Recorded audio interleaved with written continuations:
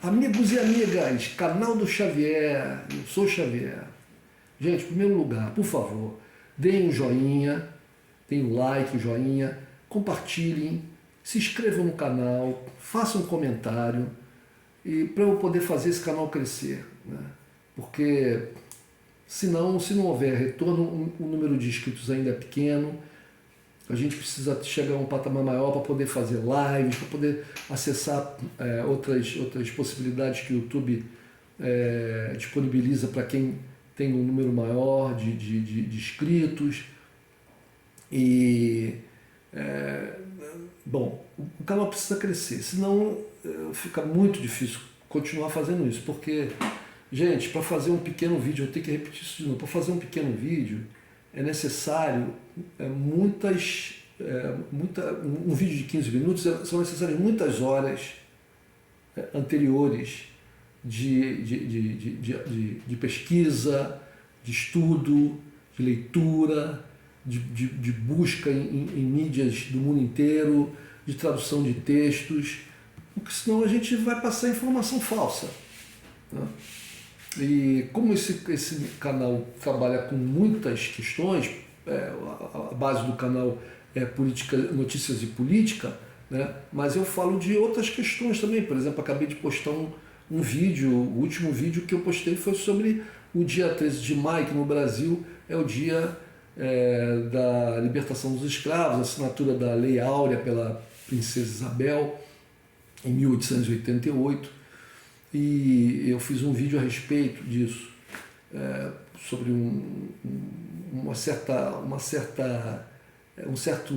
falta de prestígio que essa data tem alcançado, por razões que vocês vão lá no vídeo e vejam quais. Eu discuto essas questões e defendo até a data. Vejam um vídeo quem se interessar por isso. Mas hoje eu vou falar de um outro assunto, mas preciso fazer esse preâmbulo, por favor, pedindo a vocês que façam a inscrição, deem um joinha, compartilhem e façam um comentário, para fazer o canal crescer. Gente, vou falar de guerra na Ucrânia. Muita gente pode pensar assim, mas a guerra na Ucrânia agora está assim meio morna. A guerra... Não está não, gente, não está morna não está nada morno. A gente não pode confiar nos jornais, nem no Brasil, muito menos em Portugal. Portugal é uma coisa assim absurda. Se no Brasil a mídia, porque nós estamos muito distante, o Brasil está num outro continente e tal, né?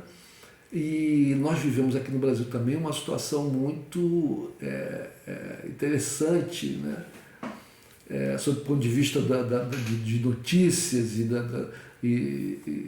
do desenrolar de acontecimentos assim muito intenso, que é esse governo tenebroso do Jair Bolsonaro e as eleições de outubro que estão se aproximando, né? E que tudo indica que Bolsonaro perde as eleições, né? As pesquisas mostram que ele perde as eleições, talvez até no primeiro turno para o ex-presidente Lula. Oxalá isso aconteça, né? Mas o governo dele continua fazendo das suas. Mas então aqui, como a gente está distante, né, estamos aqui num outro continente e com nossos problemas aqui internos, a guerra que tomou o noticiário quase que diariamente, hora a hora, agora já não se fala mais, bem esporadicamente, né, uma notícia por dia talvez, e como a guerra está numa fase, assim, vamos dizer assim, um tanto morna, isso é verdade, né? Não há, por exemplo, aquilo que aconteceu há algum tempo atrás, como o cerco de Kiev, e tudo, aquelas coisas não estão acontecendo, pelo menos com a rapidez que alguns aqui esperam e até para fazer notícia. Aqui no Brasil não se fala muito, mas em Portugal, que também se diminuiu bastante, fez os jornais, né, a quantidade de notícias a respeito, mas é muito superior ao que se faz no Brasil. E os jornais portugueses, eles não só repercutem, eles são verdadeiros porta-vozes. Os jornais portugueses são porta-vozes da inteligência norte-americana e inglesa. Quando eu falo em inteligência, Eu estou falando dos setores militares, né? Dos setores de espionagem, né? Dos setores de propaganda política dos governos americano e inglês. Tanto é que, por exemplo, eu abro aqui volta e meio Público ou o Expresso e eles estão reproduzindo opiniões que colocam como se fosse assim, uma questão jornalística, né? Como se eles estivessem, por exemplo, entrevistando alguém de relevância, de conhecimento político, geopolítico elevado, então eles estão entrevistando para pegar essa opinião dessa pessoa que tem prestígio, ou dessa instituição, e estão passando para o público português. Mas não é isso.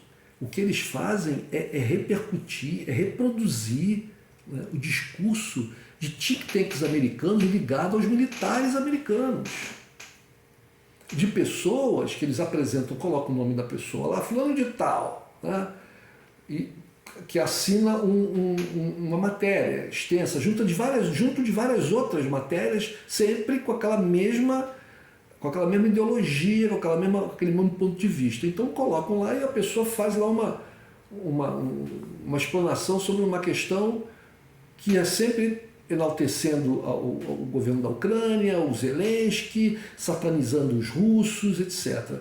E quando você vai ver, tem o nome de uma pessoa que você não sabe quem é. Quando você vai pesquisar, você vê que essa pessoa é uma pessoa ligada ao governo americano, uma pessoa ligada ao governo inglês, ou uma pessoa ligada a um instituto um think tank que posa de independente, faz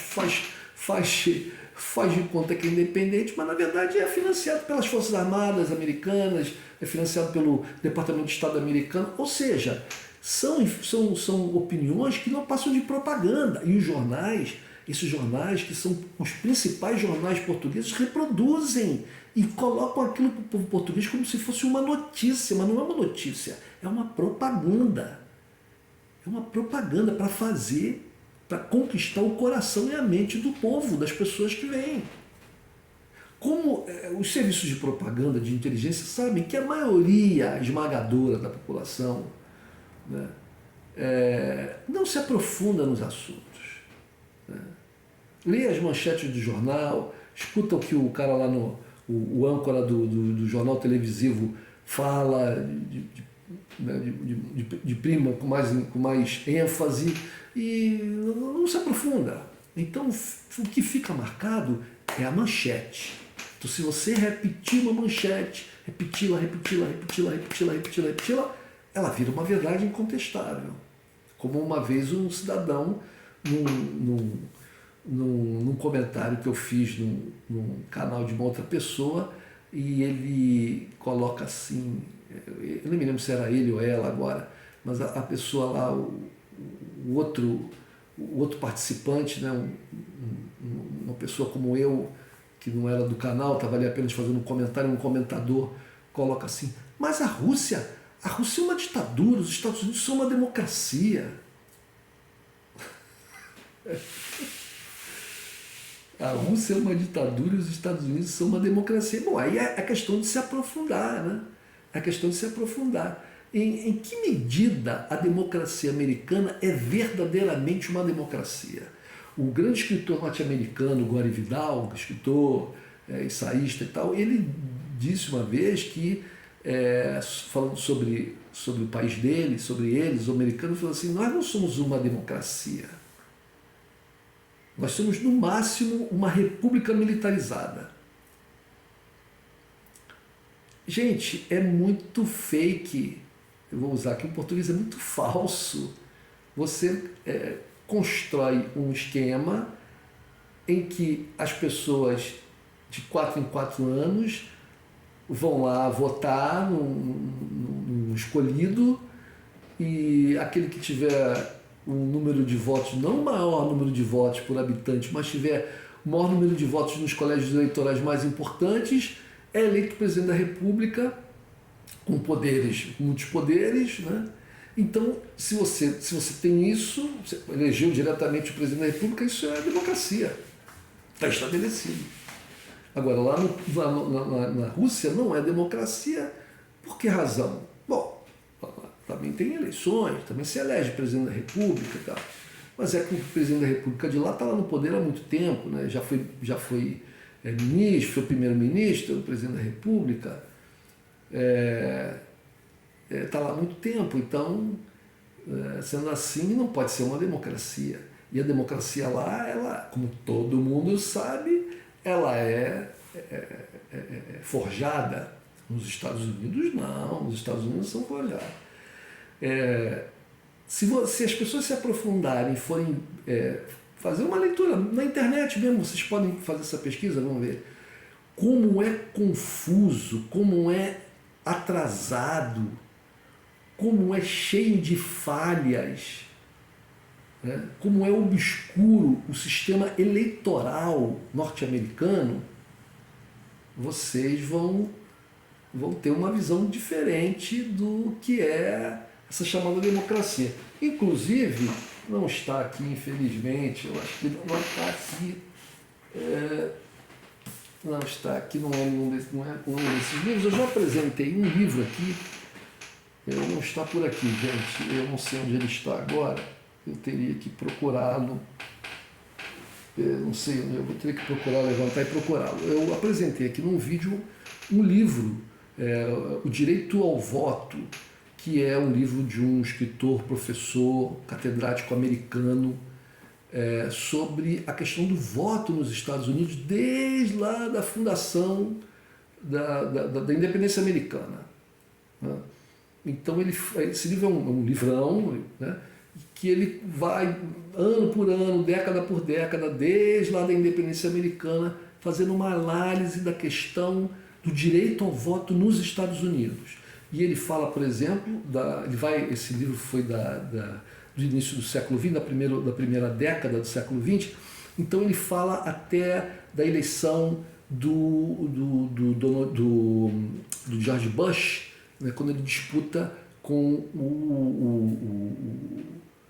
quando o George Bush disputa a presidência com eu esqueci o nome dele agora, estava aqui na ponta da língua, mas eu esqueci, e que ganha justamente por causa do colégio eleitoral, porque ele tem mais votos, ele não tem a maioria dos votos contabilizados na população inteira, mas ele tem mais votos em estados que tem mais peso no colégio eleitoral, né?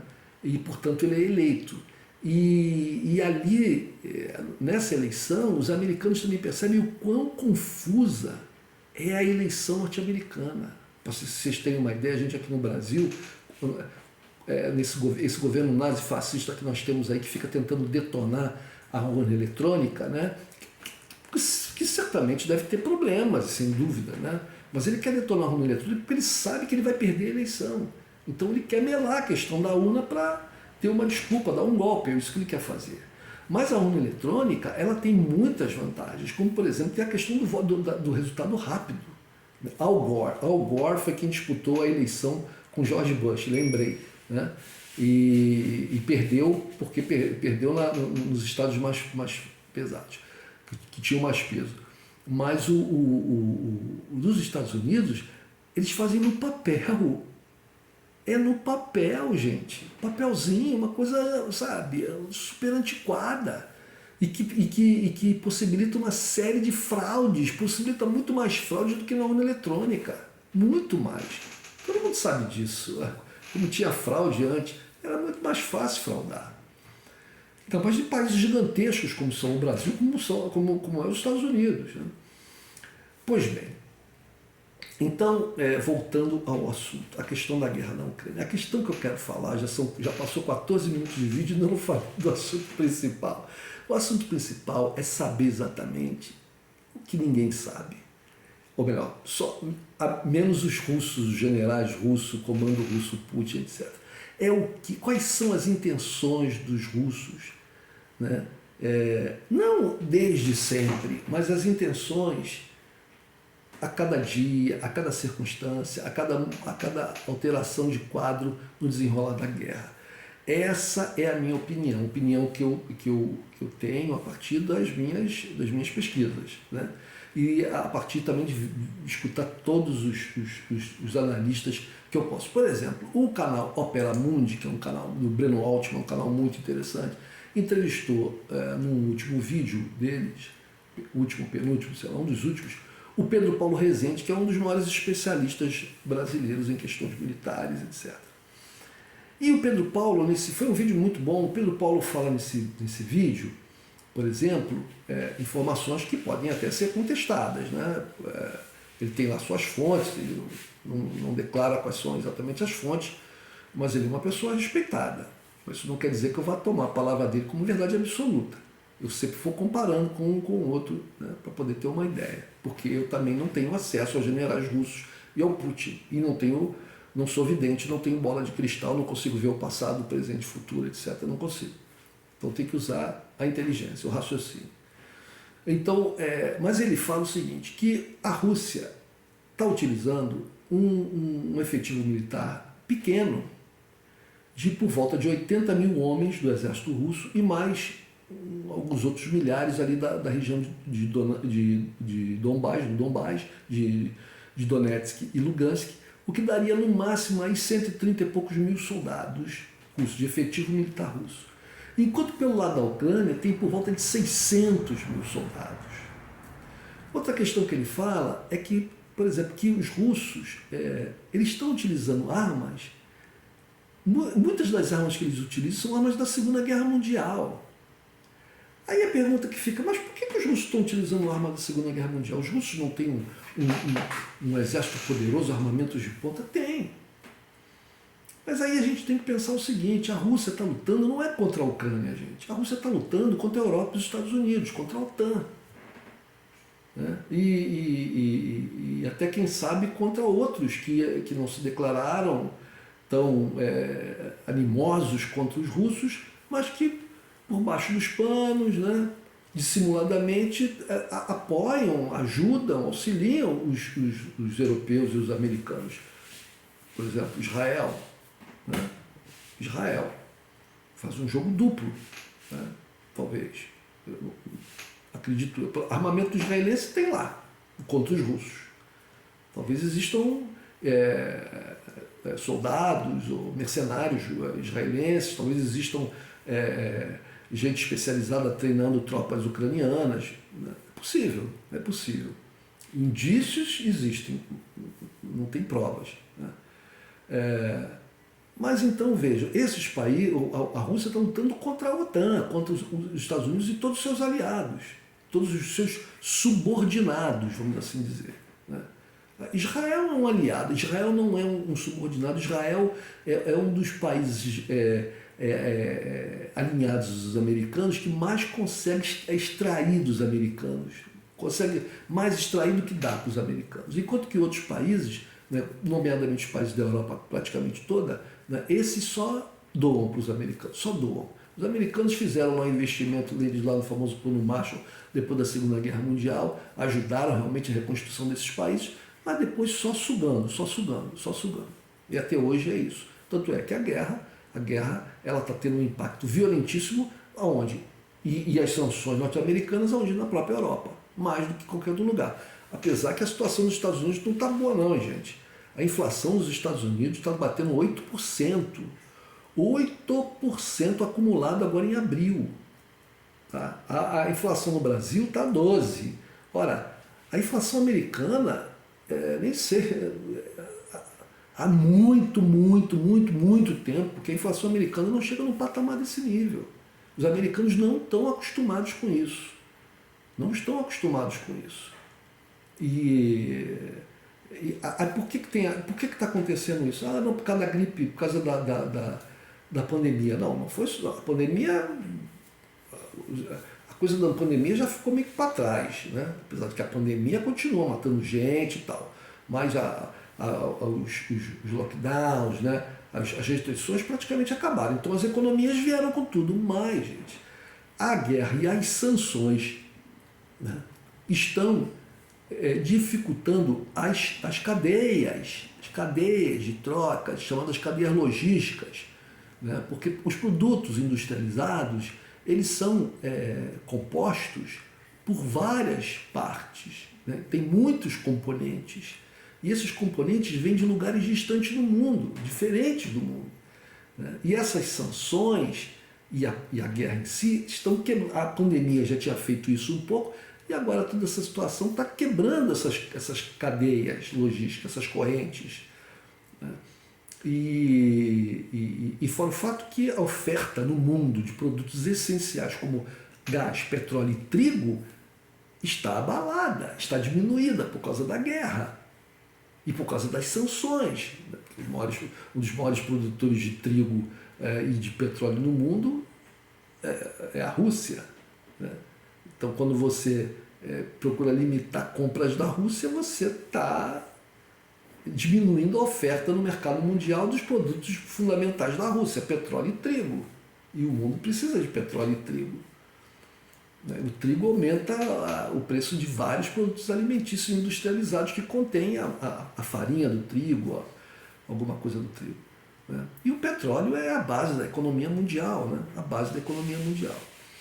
Então, a situação americana não está muito boa. Mas na Europa, os jornais, eu vejo a mídia, eles colocam a primeira página, no topo das páginas, estou falando da online, né, gente? O jornal de papel só compra quem ficou para trás e não sabe. Né? Mas a gente abre os jornais, né? Ou vê os vídeos das TVs dos jornais, né? Vê os jornais das TVs, né? Os portais no YouTube de notícias e tal. Então, as principais notícias primeiras são notícias falando que os ucranianos estão retomando Kharkiv. Olha, gente, os ucranianos estão retomando Kharkiv. Mentira. Os russos abandonaram Kharkiv. Abandonaram lá. Né? Mudaram o seu foco. Então vamos focar aqui. Por que razão? Talvez, como o Rezende falou, eles têm um quantitativo pequeno, mínimo. Mas por que os russos não botam mais gente? Porque os russos a Rússia é gigantesca, tem uma fronteira imensa. Eles não podem tirar soldados de todos, ou não devem. Poderiam, mas não devem, porque eles podem ser atacados em outro lado. Né? Eles têm tropas em outras regiões do mundo, eles têm tropas na Síria, né? Eles têm tropas ali na Armênia, que tem um problema ali com o Azerbaijão, que é muito ligado à Turquia, e que já vai vender petróleo ao Azerbaijão, parece que gás para a Europa. Então tem uma série de questões. Eles têm que se preocupar lá com o Extremo Oriente, lá com as Ilhas Kurila, lá porque os japoneses ficam lá tentando fugigar. Eles têm que ter tropas ali perto da China, porque alguma coisa pode acontecer de ruim ali com a China e eles terem que intervir. Ou seja, eles têm que ter tropas no Ártico, porque do Ártico é que vem que uma possível invasão viria. Então os russos não podem concentrar todas as suas tropas lá na Ucrânia. Então, e os russos, gente, os russos fazem guerra há muito tempo, o Império Russo é muito antigo. Então ninguém sabe o que passa pela cabeça dos russos. A questão é que você tem que acompanhar a guerra passo a passo, dia a dia. E os russos, eles mudam a perspectiva e deixam até essa chamada inteligência inglesa e norte-americana sem saber. Eles ficam falando coisas sobre os russos que vão fazer isso, fazer aquilo, mas eles jogam, vamos ver se a gente acerta. Né? Eles têm que falar alguma coisa, mas eles não sabem. Eles não sabem qual vai ser a próxima, e isso é um trunfo dos russos. Vocês falaram que eles vão fazer isso, que a gente vai fazer isso, a gente faz isso aqui, a gente faz uma outra coisa. A única coisa que os americanos acertaram foi quando eles falaram que os russos iam invadir a Ucrânia, porque também estava muito óbvio o acúmulo de tropas ali, e porque também os ucranianos, a OTAN dos Estados Unidos, não davam um passo atrás. Então, praticamente obrigaram a Rússia a invadir. Mas o que eu quero dizer, ninguém sabe exatamente o que os russos fazem, o que eles vão fazer, o que eles querem, quais são os seus objetivos. Né? Ninguém sabe. Eles mudam, eles cercaram Kharkiv, cercaram lá Kiev, de repente abandonaram, agora vão lá em Kharkiv, de repente abandonam e tal, mas eles continuam avançando. Está lento? Está mais lento? Tá. Mas eles continuam avançando, eles continuam mordendo, tirando os pedacinhos da Ucrânia. Isso é que é importante. E a situação no fronte para os ucranianos não está boa. Não está boa. Leiam as notícias nos jornais, vejam o que as pessoas falam, as pessoas do povo, porque Mesmo com toda a propaganda, eles acabam deixando passar uma coisa ali, a gente percebe qual é a realidade. A situação não está nada boa. O Pedro Paulo Rezende falou isso, né, que a situação dos ucranianos não está nada boa. Outros comentadores, como o Major-General Raul Cunha, português, já vi falando isso, outros majores generais portugueses e outros comentadores do mundo já vi falando isso. Então, gente, ninguém sabe o que os russos vão fazer. Ninguém sabe. A guerra é uma surpresa a cada dia. Esse vídeo está longo, eu vou fazer um outro a respeito. Um abraço.